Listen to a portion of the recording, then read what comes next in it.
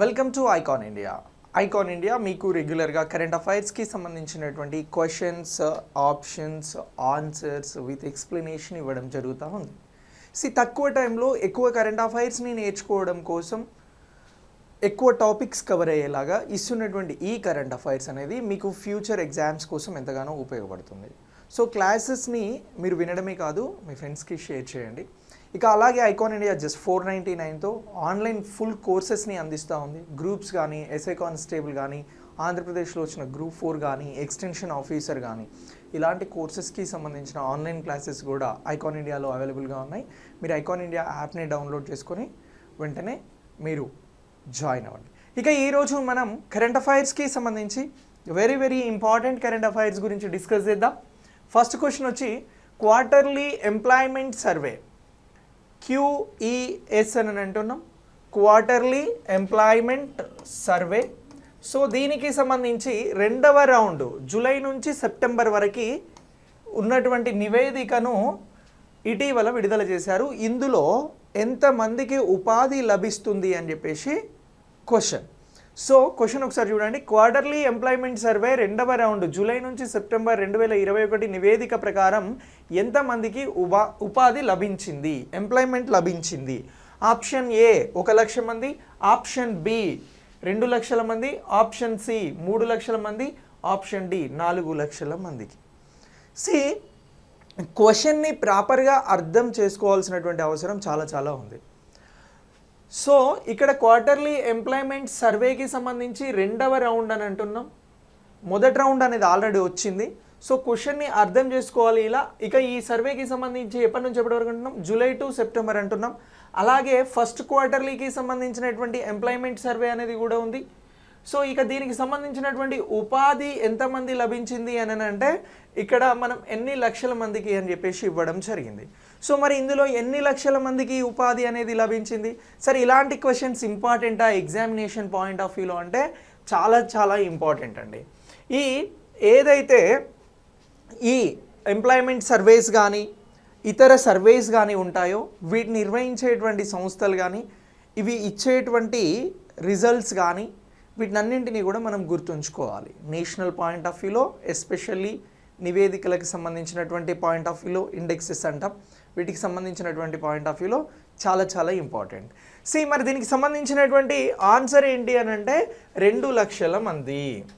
త్రైమాసిక ఉపాధి survey quarterly employment survey నివేదిక ప్రకారం 2021 రెండవ త్రైమాసికంలో భారతదేశంలో 2 లక్షల మందికి ఉపాధి అనేది కల్పించబడింది. ఎంప్లాయ్మెంట్ అనేది జనరేట్ కావడం జరిగింది ఈ సర్వే ప్రకారం. సో ఈ నివేదికను 2022 జనవరి 10న న్యూఢిల్లీ శ్రమ శక్తి భవన్లో కార్మిక శాఖ మంత్రిగా ఉన్నటువంటి భూపేందర్ యాదవ్ గారు విడుదల చేయడం జరిగింది. ఓకేనా?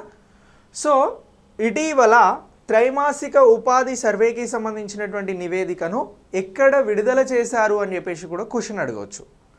లేకుంటే మనం ఫస్ట్ ఇచ్చినటువంటి క్వశ్చన్ ఎంతమందికి ఉపాధి లభించింది అనేది స్టేట్మెంట్ నెంబర్ 1.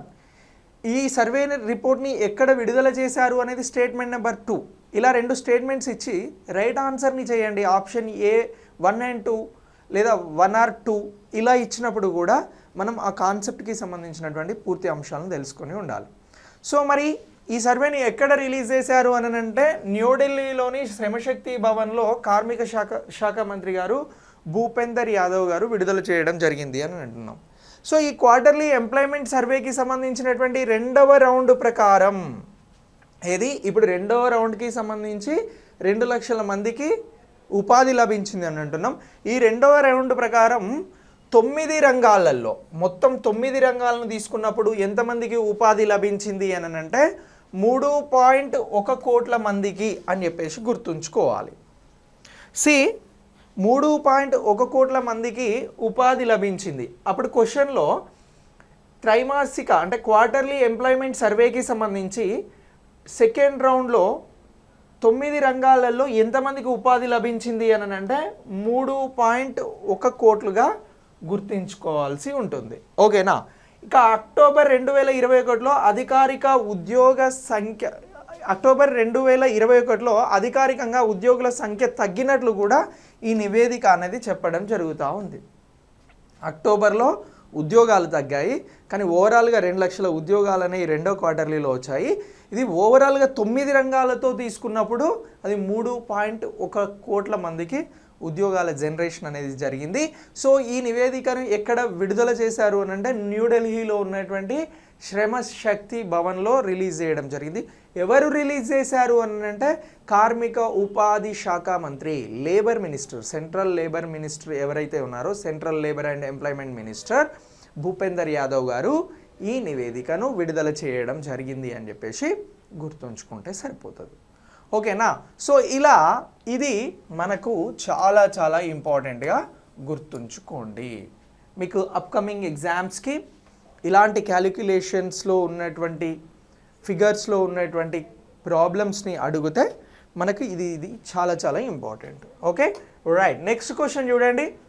పెద్ద రాష్ట్రాలలో పార్లమెంటు నియోజకవర్గాల ఎన్నికల వ్యయ పరిమితిని ఎన్నికల సంఘం ఎంతకు పెంచింది? క్వశ్చన్ మళ్ళీ ఒకసారి. ఏదైతే పెద్ద రాష్ట్రాలలో పార్లమెంటు నియోజకవర్గాలు అని అంటున్నాం అంటే లోక్సభ నియోజకవర్గాలు ఏవైతే ఉన్నాయో జనరల్గా ఒక 7 లేదా 6 అసెంబ్లీ నియోజకవర్గాలను కలుపుకొని ఒక లోక్సభ నియోజకవర్గం అనేది డిజైన్ చేయబడి ఉంది. సో ఇలా ఉన్నటువంటి పార్లమెంట్ నియోజకవర్గాలు అంటున్నాం. ఈ ఎన్నికల వ్యయ పరిమితిని ఎన్నికల సంఘం ఎంతకు పెంచింది? ఆప్షన్ ఏ 75 లక్షలు, ఆప్షన్ బి 70 లక్షలు, ఆప్షన్ సి 90 లక్షలు, ఆప్షన్ డి 95 లక్షలు. ఎంతకు పెంచింది? Very very important question. ఇది ఎలక్షన్ కమిషన్కి సంబంధించినటువంటి క్వశ్చన్ కాబట్టి చాలా చాలా ఇంపార్టెంట్గా గుర్తుంచుకోవాలి. ఇది లేటెస్ట్ అప్డేట్ కాబట్టి ఇంకా ఇంపార్టెంట్గా గుర్తుంచుకోవాలి. 95 లక్షలకు పెంచడం జరిగింది. Option D is the right answer. పెద్ద రాష్ట్రాలు అంటే ఏవేవి పరిగణిస్తున్నారు పెద్ద రాష్ట్రాలుగా అంటే మహారాష్ట్ర, మధ్యప్రదేశ్, ఉత్తరప్రదేశ్, పశ్చిమ బెంగాల్, కర్ణాటక. సో వీటికి సంబంధించి ఇంతకుముందు పార్లమెంట్ నియోజకవర్గాలకి సంబంధించినటువంటి పరిమితి ఎంత ఉండింది అని అంటే 70 లక్షలు ఉండింది, 70 lakhs. అయితే ఇప్పుడు దాన్ని 95 lakhsకి ఇంక్రీజ్ చేయడం జరిగింది అని అంటున్నాం.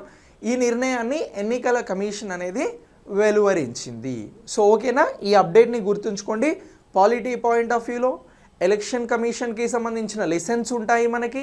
ఎలక్షన్ కమిషన్స్కి సంబంధించినటువంటి లెసన్లో ఇది కరెంట్ అప్డేట్. ఓకేనా?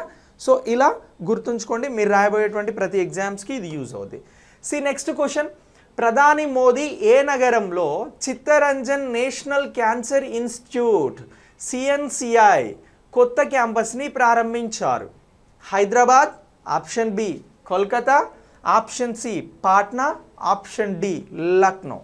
సో ఎక్కడ ప్రారంభించడం జరిగింది Chittaranjan national cancer institute of కొత్త క్యాంపస్ని అని అంటే ఇది కలకత్తాలో ప్రారంభించడం జరిగింది.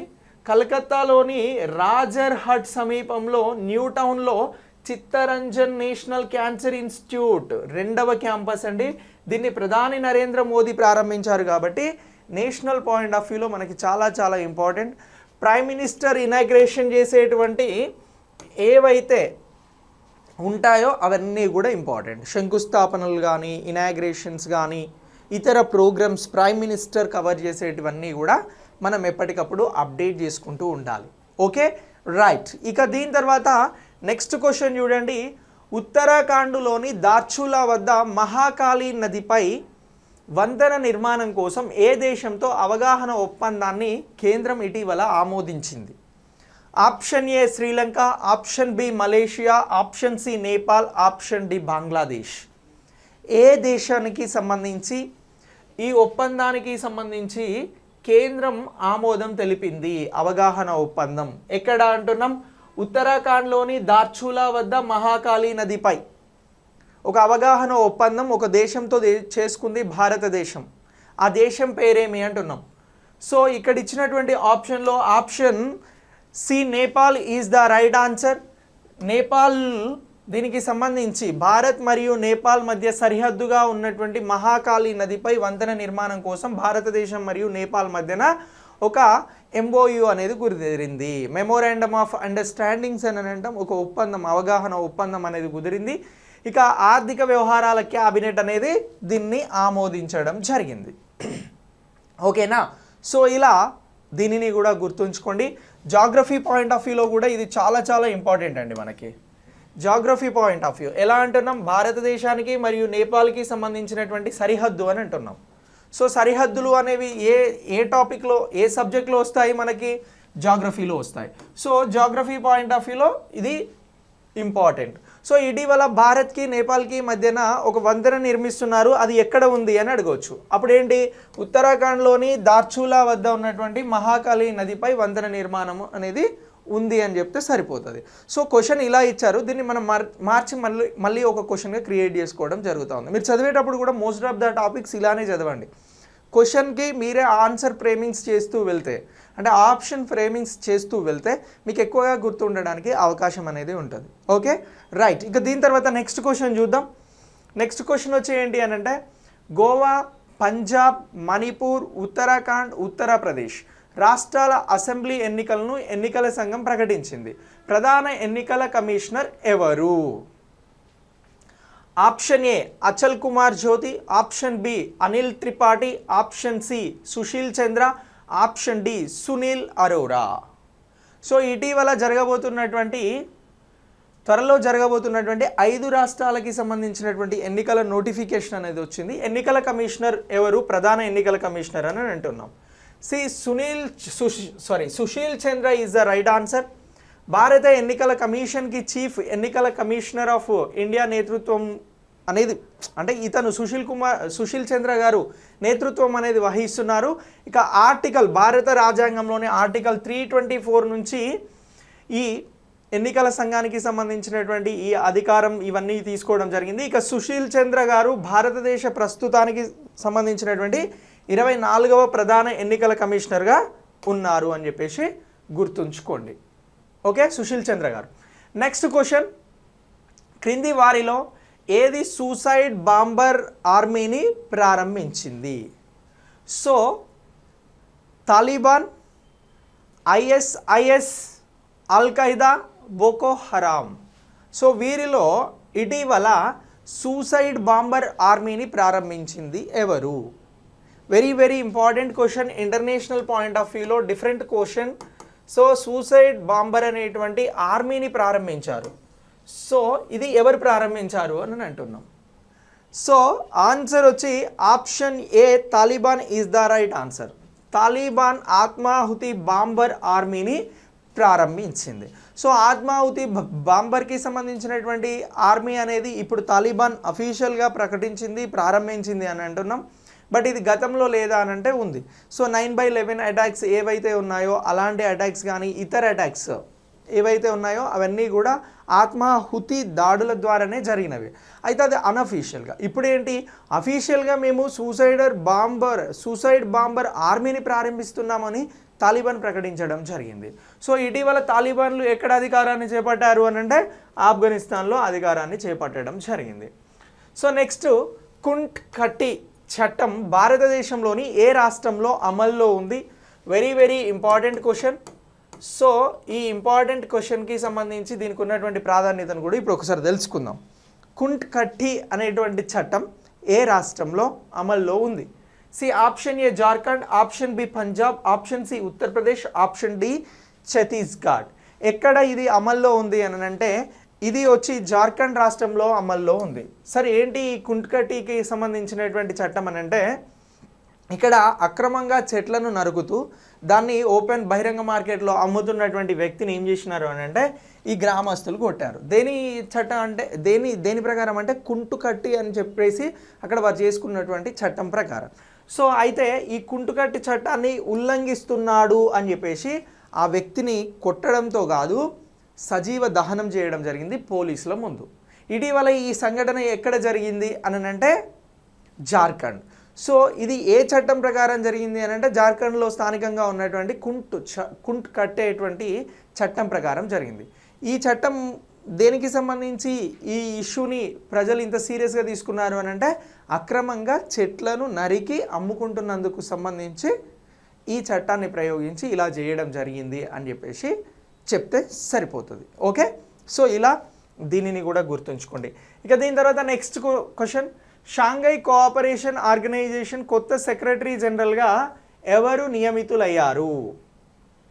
Option A Esya Hanachi, option B Michael Purlani, option C Zhang Ming, option D Xavier Evans. So SCO అని అంటాం, షాంఘై కోఆపరేషన్ ఆర్గనైజేషన్.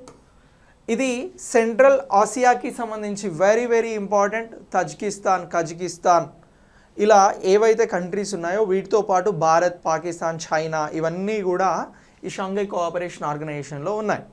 సో దీనికి సంబంధించి కొత్త సెక్రటరీ జనరల్గా ఎవరు నియమితులు అయ్యారు అని అంటున్నాం. ఆప్షన్ సి వచ్చి రైట్ ఆన్సర్. జాంగ్ మింగ్ అనే అతను ఎస్సీఓకి సంబంధించి కొత్త జనరల్ సెక్రటరీగా ఎన్నిక కావడం జరిగింది. వెరీ వెరీ ఇంపార్టెంట్గా గుర్తుంచుకోండి. ఇది దేనికి సంబంధించి అని అంటే నియామకాలకి సంబంధించి. సో నియామకాలు అనేవి ఏవైతే ఉన్నాయో వీటికి సంబంధించినటువంటి క్వశ్చన్స్ అనేవి ఉంటాయి. షాంఘై కోఆపరేషన్ ఆర్గనైజేషన్ అనేది మనకి ఇంటర్నేషనల్ పాయింట్ ఆఫ్ వ్యూలో, అలాగే సమిట్స్కి అంటే గ్రూప్స్కి సంబంధించినటువంటి వాటిలలో ఇంపార్టెంట్ గ్రూప్స్ ఉన్నాయి కదా, మనకు G20 ఉంది, G7 ఉంది, అలాగే షాంఘై కోఆపరేషన్ ఆర్గనైజేషన్ అనేది కూడా ఇంపార్టెంట్గా మనం గుర్తుంచుకోవాల్సి ఉంటుంది. ఓకేనా? సో కూటములకి సంబంధించి, గ్రూప్స్కి సంబంధించి ఇది మనకి ఇంపార్టెంట్ అని అంటున్నాం. Okay, right. ఇక దీని తర్వాత ఈ షాంఘై కోఆపరేషన్ ఆర్గనైజేషన్ కొత్త సెక్రటరీ జనరల్గా ప్రముఖ చైనా దౌత్యవేత్త ఎవరు అంటే జాంగ్ మింగ్. సో ఇతను బాధ్యతలను స్వీకరించారు అని అంటున్నాం, షాంఘై కోఆపరేషన్ ఆర్గనైజేషన్కి సంబంధించినటువంటి జనరల్ సెక్రటరీ. నెక్స్ట్ క్వశ్చన్ చూడండి. నేషనల్ యూత్ ఫెస్టివల్ 2022కి హోస్ట్గా క్రింది వాటిలో ఏ రాష్ట్రం ఎంపిక అయ్యింది? ఓకే, జమ్మూ కాశ్మీర్, ఇక్కడ రాష్ట్రం లేదా యూటీ అని కూడా పెట్టేసుకోండి. సో ఏ రాష్ట్రం ఎంపిక అయింది, లేకపోతే ఏ కేంద్రపాలిత ప్రాంతం ఎంపిక అయింది? ఇక్కడ 2 రాష్ట్రాలు 2 కేంద్రపాలిత ప్రాంతాలను ఇవ్వడం జరిగింది. So option A Jammu Kashmir, option B Kerala, option C Puducherry, option D Chhattisgarh. So ఇందులో ఏది ఎంపిక కావడం జరిగింది అని అంటే పుదుచ్చేరి, పాండిచ్చేరి అనేది ఎంపిక కావడం జరిగింది. Option C is the right answer. ప్రధానమంత్రి నరేంద్ర మోదీ జాతీయ యూత్ ఫెస్టివల్ 2022కి సంబంధించి పుదుచ్చేరిని హోస్ట్గా ఎంపిక చేయడం జరిగింది. సో ఈరోజు జనవరి 12కి సంబంధించి నేషనల్ యూత్ ఫెస్టివల్ అనేది స్టార్ట్ అయింది. పుదుచ్చేరి వేదికగా పుదుచ్చేరి హోస్టింగ్ ఇస్తున్నటువంటి ఇక్కడ నుంచి ఈ నేషనల్ యూత్ ఫెస్టివల్ అనేది జరుగుతూ ఉంది. నేషనల్ యూత్ ఫెస్టివల్ని ఎందుకు కోసం జరుపుతున్నాము అని అంటే మీ అందరికీ తెలుసు, స్వామి వివేకానందకి సంబంధించినటువంటి బర్త్డే జయంతి సందర్భంగా గుర్తు చేస్తూ దీన్ని జరపడం జరుగుతూ ఉంది. ఇతను స్వామి వివేకానంద గారి డేట్ ఆఫ్ బర్త్ ఎప్పుడు సార్ అని అంటే 1863 జాన్ 12న ఇతను జన్మించడం జరిగింది. ఓకేనా? సో ఇలా మనం అతనికి గుర్తుగా దీన్ని చెప్తున్నాం. ఎప్పటి నుంచి ఈ నేషనల్ యూత్ డేను నిర్వహిస్తూ ఉన్నాము అని అంటే 1984లో దీన్ని ప్రకటించడం జరిగింది. దేనిని? నేషనల్ యూత్ డేని ప్రకటించడం జరిగింది. ఇది 1985 నుంచి నిర్వహించడం జరుగుతూ ఉంది. సో ఈ నేషనల్ యూత్ డేకి సంబంధించి ఏక్ భారత్ శ్రేష్ఠ భారత్ అనేటువంటి కార్యక్రమం ఏదైతే ఉందో, అంటే భారతదేశంలోని వివిధ సంస్కృతులందరినీ ఒకే తాటికి తీసుకురావాలనే దానికి ఈ నేషనల్ యూత్ డే అనేది బాగా యూత్ ఫెస్టివల్ అనేది బాగా యూజ్ అవుతుంది. ఎందుకు అనంటే భారతదేశంలో ఉన్నటువంటి వివిధ స్కూల్స్ కానీ కాలేజెస్కి కానీ సంబంధించినటువంటి స్టూడెంట్స్ ఎవరైతే ఉంటారో వీరందరూ కూడా ఈ నేషనల్ యూత్ ఫెస్టివల్కి సంబంధించి డిఫరెంట్ కల్చరల్ యాక్టివిటీస్లో పాల్గొనవచ్చు, సాంస్కృతిక కార్యక్రమాలలో. సో ఇలా ఈ నేషనల్ యూత్ ఫెస్టివల్ అనేది 2022కు సంబంధించి పుదుచ్చేరిలో జరుగుతుంది. దీన్ని ప్రధానమంత్రి నరేంద్ర మోదీ గారు ప్రారంభించడం జరిగింది. ఈ ఫెస్టివల్ అనేది 12 నుంచి 18 వరకు వీక్ డేస్ పాటు జరపడం జరుగుతూ ఉంది. సో యాక్చువల్గా ఇది 1985లో ప్రారంభమైంది నేషనల్ యూత్ ఫెస్టివల్ అని అంటున్నాం. 1984లో దీన్ని ప్రకటించారు అని అంటున్నాం. తర్వాత ఏం జరిగిందని అంటే 2011లో అప్పుడు ఉన్నటువంటి ప్రైమ్ మినిస్టర్ ఎవరు అని అంటే మన్మోహన్ సింగ్ గారు ఏం చేసినారు అని అంటే సో దీన్ని సింగిల్ డేలో కాకుండా సో డిఫరెంట్ కల్చరల్ యాక్టివిటీస్తో వీక్ డేస్ జరిపేలాగా డిజైన్ చేయడం జరిగింది. సో ఈ అన్ని పాయింట్స్ కూడా నేషనల్ యూత్ డేకి సంబంధించినటువంటి ఇంపార్టెంట్ పాయింట్స్గా మనం గుర్తుంచుకుంటే బెటర్గా ఉంటుంది. Okay, right. ఇక దీని తర్వాత నెక్స్ట్ క్వశ్చన్ చూడండి. ఏ దేశం కజకిస్తాన్కి సైన్యాన్ని పంపింది? ఇటీవల కజకిస్తాన్ దేశంకి సైన్యం పంపిందండి. ఆ దేశం యొక్క సైన్యాన్ని పంపారు. ఇంటర్నేషనల్ పాయింట్ ఆఫ్ వ్యూలో ఇంపార్టెంట్. సో మరి ఏ దేశం పంపింది అని అంటే USA, France, Russia, China. C answer వచ్చి C is the right answer, Russia. ఈ రష్యా దేశం ఏం చేసింది అని అంటే కజకిస్తాన్కి సంబంధించి రష్యాకి సంబంధించినటువంటి సైన్యాన్ని పంపించడం జరిగింది. సో ఇలా ఈ పాయింట్ ఆఫ్ వ్యూలో మీరు జస్ట్ ఇంటర్నేషనల్ కరెంట్ అఫైర్స్ కోసం గుర్తుంచుకోండి. నెక్స్ట్ క్వశ్చన్ చూడండి. బ్రిక్స్ రేటింగ్స్ ప్రకారం భారతదేశం యొక్క ఫినాన్షియల్ ఇయర్ 2022 జీడిపి వృద్ధి అంచనా ఎంత శాతం అంచనా వేయబడింది? సో ఇక్కడ రెండు అంశాలను గుర్తుంచుకోండి క్వశ్చన్లో.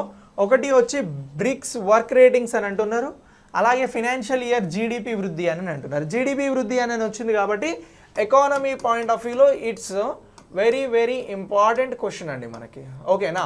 సో ఈ ఎకానమీ పాయింట్ ఆఫ్ వ్యూలో ఇచ్చేటువంటి జీడిపి వృద్ధి రేటు కానీ దీనికి సంబంధించినటువంటి అంచనాలు కానీ ఇవన్నీ మనం అప్డేట్ అవుతూ ఉండాలి ఎకానమీ పాయింట్ ఆఫ్ వ్యూ కోసం. సో మీరు ఎగ్జామ్లో అన్ని రకాల క్వశ్చన్స్ని ఫేస్ చేయాల్సి ఉంటుంది కాబట్టి అన్ని రకాలుగా నేర్చుకోవాల్సి కూడా ఉంటుంది. So option A 8.5%, option B 10 to 10.5%, option C 9.5 to 10%, option D 8.5 to 9%. So ఇందులో రైట్ ఆన్సర్ వచ్చి ఏంటి అని అంటే రైట్ ఆన్సర్ వచ్చి డి అండి. 8.5 to 9% భారతదేశానికి సంబంధించినటువంటి ఫినాన్షియల్ ఇయర్ ఆర్థిక సంవత్సరం 2022లో భారతదేశ జీడిపి వృద్ధి రేటు ఎంత ఉంటుంది అని చెప్తున్నారు అంటే 8.5% నుంచి 9% మధ్యన ఈ వృద్ధి రేటు ఉంటుంది అని చెప్పేసి చెప్తా ఉన్నారు. సార్ జీడిపి అంటే ఏంటి సార్ అని అంటే ఒక సంవత్సర కాలంలో ఒక దేశ సరిహద్దు లోపల జరిగినటువంటి పూర్తి వస్తు సేవల అంతిమ విలువే జీడిపి, ఓకేనా. అర్థమైందా నేను చెప్పింది? సో అర్థమైంది. సో ఇలా జీడిపిని గుర్తుంచుకోండి. గతంలో ఈ బ్రిక్స్ వర్క్ వారు ఏం చేసిర్రు అని అంటే ఇది 10%గా ఉంటుందని అంచనా వేశారు, ఇప్పుడు కొంచెం తగ్గించి వేశారు. రీజన్ ఏంటంటే ఓమిక్రాన్ కావచ్చు, వేరే రీజన్స్ అయి ఉండొచ్చు. ఎస్పెషల్లీ పెద్ద రీజన్ వచ్చి మాత్రం ఓమిక్రాన్ వేరియంట్ కోవిడ్ అనేది ఇంకా ఇబ్బంది పెడుతుంది కాబట్టి. సరే ఈ బ్రిక్స్ వర్క్ అనేది ఏంటి సార్, ఇది ఇచ్చినటువంటి రేటింగ్కి అంత ప్రాధాన్యత ఉందా అని అంటే సో ఉందండి. ఆర్బీఐ 2012లో ఏం చేసింది అని అంటే ఈ బ్రిక్స్ వర్క్స్కి సంబంధించి సో మీరు ఇలాంటి అంచనాలు ఏవైతే ఉన్నాయో అసెస్మెంట్స్ వీటికి సంబంధించి చేయొచ్చు అని చెప్పేసి భారతదేశానికి సంబంధించిన రిజర్వ్ బ్యాంక్ ఆఫ్ ఇండియా దీనికి గుర్తింపునివ్వడం జరిగింది. ఈ బ్రిక్స్ వర్క్ అనేది అసలు ఏంటి, ఇది ఎక్కడ ఉంది అని అంటే ఇది ఎప్పుడు స్టార్ట్ అయింది అనేది చూద్దాం. 2008లో స్టార్ట్ చేయడం జరిగింది ఇది బ్రిక్స్ వర్క్ అనేది. సో ఇది దేని చేత గుర్తింపు పొందబడింది అని అంటే సెబీ చేత గుర్తింపు పొందబడింది. ఏంటి సెబీ, సెక్యూరిటీస్ అండ్ ఎక్స్చేంజెస్కి సంబంధించినటువంటి బోర్డ్ ఆఫ్ ఇండియా సెబీ ఏది ఉందో దీనికి సంబంధించినటువంటి గుర్తింపుని కూడా బ్రిక్స్ వర్క్ కలిగి ఉంది. సో దీని ప్రధాన కార్యాలయం ఎక్కడ ఉంది అని అంటే బెంగళూరులో ఉంది. ఎక్కడ ఉంది అని అంటున్నా బెంగళూరులో ఉంది.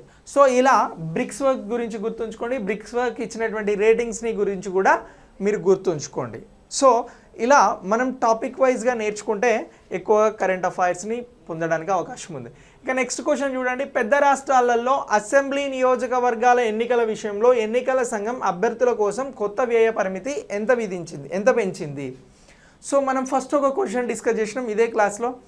అది ఏంటి అని అంటే పార్లమెంటు నియోజకవర్గాలకి సంబంధించినటువంటి ఎన్నికల వ్యయాన్ని పెంచుతూ. ఇక్కడ ఏమంటున్నాం, వెరీ సింపుల్, అసెంబ్లీ నియోజకవర్గాలు మీ ఎమ్మెల్యే పోటీ చేసేటువంటి అసెంబ్లీ నియోజకవర్గాలకి సంబంధించి ఎన్నికల కమిషన్ ఇప్పుడు వాళ్ళ ఖర్చుకి సంబంధించినటువంటి పరిమితులను పెంచుతూ నిర్ణయం తీసుకుంది. అది ఎంత అంటున్నాం, గతంలో ఎంత ఉండింది, ఇప్పుడు ఎంత. సో ఆప్షన్ ఏ 20 లక్షలు, ఆప్షన్ బి 30 లక్షలు, ఆప్షన్ సి 50 లక్షలు, ఆప్షన్ డి 40 లక్షలు. ఎంతకు పెంచింది అని అంటే ఆప్షన్ డి 40 లక్షలకు పెంచడం జరిగింది. సో పెద్ద రాష్ట్రాలలోని అసెంబ్లీ నియోజకవర్గాలలో ఎన్నికల విషయంలో కొత్త వ్యయ పరిమితిని 28 లక్షల నుంచి 40 లక్షలకు పెంచడం జరిగింది అని చెప్పేసి గుర్తుంచుకుంటే సరిపోతుంది. సార్ ఇది అన్ని రాష్ట్రాలకు అప్లికేబుల్ అవుతుందా అంటే కాదండి, పెద్ద రాష్ట్రాలకు మాత్రమే. మనం ఇంతకుముందు చర్చించినటువంటి మహారాష్ట్ర, మధ్యప్రదేశ్, అలాగే ఉత్తరప్రదేశ్ ఇలాంటి రాష్ట్రాల కోసం తీసుకొచ్చినటువంటిది. ఇది అన్ని రాష్ట్రాలకి సంబంధించి కాదు. ఫర్ ఎగ్జాంపుల్ గోవాలో ఎలక్షన్స్ జరగబోతున్నాయి, గోవాలో ఇది అప్లికేబుల్ అవుద్దా అంటే కాదు. పంజాబ్లో జరగబోతుంది, అప్లికేబుల్ అవుద్దా అంటే కాదు, ఓకేనా. సో ఇలా పెద్ద రాష్ట్రాలకి సంబంధించి ఇంతకుముందు 28 లక్షలు ఖర్చు చేసుకునేందుకు అవకాశం ఉండేది, అసెంబ్లీ నియోజకవర్గాలలో పోటీ చేస్తున్నటువంటి అభ్యర్థులకు ఇప్పుడు దీన్ని 40 లక్షలకు పెంచుతూ నిర్ణయం తీసుకున్నారు అని అంటున్నాం. ఓకే, దీని తర్వాత నెక్స్ట్ క్వశ్చన్ చూడండి. ప్రవాసీ భారతీయ దివాస్ ప్రతి సంవత్సరం ఏ రోజున జరుపుకుంటారు? ఇంపార్టెంట్ డేట్స్కి సంబంధించి very very important question. Pravasi Bharatiya Divas ప్రతి సంవత్సరం ఏ రోజున జరుపుకుంటారు? మీరు చెప్పగలుగుతారు, చెప్పగలగాలి కూడా. So option A January, option B January 9th, option A January 10th, option B January 9th, C January 8th, D January 7th. ఎప్పుడు నిర్వహిస్తున్నారు దీనిని అని అంటే 9th నిర్వహించడం జరుగుతుందండి. ప్రతి నెల జనవరి 9న ప్రవాస్ భారతీయ దివాస్ని, ఎన్ఆర్ఐ డేని అంటే నాన్ రెసిడెన్షియల్ ఇండియన్స్కి సంబంధించినటువంటి డేని నిర్వహించడం జరుగుతూ ఉంది. సరే, ఎందుకు నిర్వహిస్తున్నారు జనవరి 9న అంటే దీనికి ఒక కథ ఉంది, దాన్ని తెలుసుకుందాం. సో నాన్ రెసిడెంట్ ఇండియన్ లేదా ప్రవాసీ భారతీయ దివాస్ అని కూడా పిలుస్తారు. దీన్ని జనవరి 9న జరుపుకుంటున్నారు. సరే, ఎందుకు ఈ జనవరి 9న జరుపుతున్నారు అని అంటే మహాత్మా గాంధీకి గుర్తుగా దీన్ని జరపడం జరుగుతూ ఉంది. ఏం చేశాడయ్యా అంటే మహాత్మా గాంధీ గారు సౌత్ ఆఫ్రికా నుంచి భారత్కి, ఇండియాకి ఎప్పుడు తిరిగి వచ్చినాడు అని అంటే 1915 ఏ రోజు అని అంటున్నామనంటే ఇగో ఈ జనవరి 9న తిరిగి రావడం జరిగింది. సో ఇలా తిరిగి వచ్చినందుకు ఈ మహాత్మా గాంధీ గారికి గుర్తుగా ప్రవాస్ భారతీయ దివాస్ని నిర్వహించడం జరుగుతూ ఉంది. నాన్ రెసిడెన్షియల్ ఇండియన్స్కి సంబంధించినటువంటి డే అని చెప్పేసి అంటా ఉన్నాం. సో ఇలా ఇంపార్టెంట్ డేట్స్కి సంబంధించి ఇట్స్ వెరీ వెరీ ఇంపార్టెంట్గా గుర్తుంచుకోవాలి. Okay, right. ఇక దీని తర్వాత పంజాబ్కి సంబంధించి కొత్త డైరెక్టర్ జనరల్ ఆఫ్ పోలీస్గా ఎవరు నియమితులయ్యారు? ఇటీవల ప్రైమ్ మినిస్టర్ మోడీ గారు వెళ్ళినప్పుడు భద్రతా వైఫల్యాలు అనేవి పంజాబ్లో ఏర్పడ్డాయి కదా, దానికి సంబంధించి డీజీపీ అని అంటాం కదా మనం. So director general of police ఉంటారు కదా, అందులో కొత్తగా నియమితులైన వారు ఎవరు పంజాబ్కి సంబంధించి? సో వీరేష్ కుమార్ భవ్రా, హర్మన్దీప్ సింగ్ హన్స్, నౌనిహాల్ సింగ్, నరీందర్ భార్గవ్. సో ఇందులో ఎవరు ఎంపిక కావడం జరిగింది అని అంటే వీరేష్ కుమార్ భవ్రా ఇతను ఎంపిక కావడం జరిగింది. సో ఇతని నియామకం గురించి జస్ట్ మీరు గుర్తుంచుకోండి, ఎగ్జామ్లో వస్తుందా లేదా అనే విషయాన్ని పక్కన పెట్టి. ఓకే, కరెంట్ అప్డేట్గా ఇది మీకు గుర్తుండాలి. ఇక నెక్స్ట్, ఆర్గనైజేషన్ ఆఫ్ పెట్రోలియం ఎగుమతి చేసే దేశాలకి కొత్త సెక్రటరీ జనరల్గా ఎవరు ఎన్నికయ్యారు అని అంటే హైథమ్ ఆల్ గైస్ ఎన్నిక కావడం జరిగింది. సో పెట్రోలియం ఎగుమతి దేశాల సంస్థ ఒపెక్కి కువైట్ చమురు ఎగ్జిక్యూటివ్గా హైథమ్ అనే అతను ఎంపిక కావడం జరిగింది. ఐ థింక్ ఈ క్వశ్చన్ ఎస్టర్డే కూడా రిపీట్ అయింది. Okay, right. సో ఇలా మీరు ఈ డేలో చెప్పుకున్నటువంటి మొత్తం కరెంట్ అఫైర్స్ని కూడా అప్డేట్ చేసుకోండి. సో డిఫరెంట్ టాపిక్స్కి సంబంధించి డిఫరెంట్ సబ్జెక్ట్స్కి సంబంధించి తక్కువ సమయంలో ఎక్కువ కరెంట్ అఫైర్స్ ఇవ్వాలనేటువంటి ఉద్దేశంతో ఈ క్లాసెస్ని ఎక్స్క్లూజివ్గా మీకోసం అందిస్తున్నాం. సో ఈ క్లాసెస్ని విన్న మీ అందరూ కూడా మీ ఫ్రెండ్స్కి షేర్ చేయండి. Thanks for watching.